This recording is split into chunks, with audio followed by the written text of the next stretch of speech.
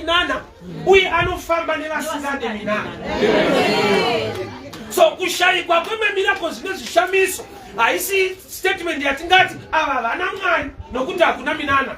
Mwari uyu akafamba akaita miracle pamvura naPeter akanojoina vasingade mamiracles akanogara mubhoti navo. So kuMinana kuna Mwari, kusina Minana futi kuna Mwari.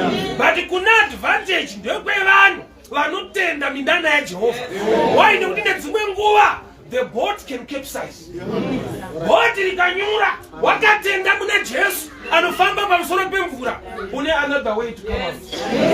But kana usina kuti watenda Minana yacho unonyura una Mwari anoita kuti. So number one challenge in Orondo in history in knowledge yavainayo. Munhu unofanirwa kukura pakuziva. Munhu unofanirwa kukura.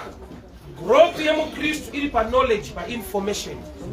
Tine zvatakaudzwa kunzi hazviite mazuva iwayo zvaiudzirwa zera redu asi zvinoita. Ina love examples. Amai vangu vaindigara vakandipa warning pandaita O level ndichita form 4. Vanzi hatidi kamusikana panapa, hatidi mwana wangu anomitiswa, hatidi kamuzukuru pana, hatidi zvakati. Vachida ndiconcentrate nechikoro. Kuchikoro kwabviwa ndaakushanda. Ndo vakauya vakandiri vakademba. Vakati ndofa ine ndisina muzukuru.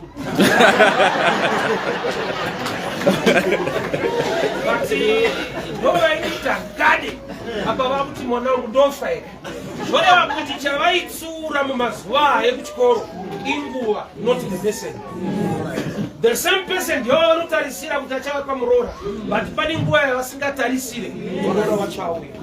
So kune information inoshanda maringe zera remunhu.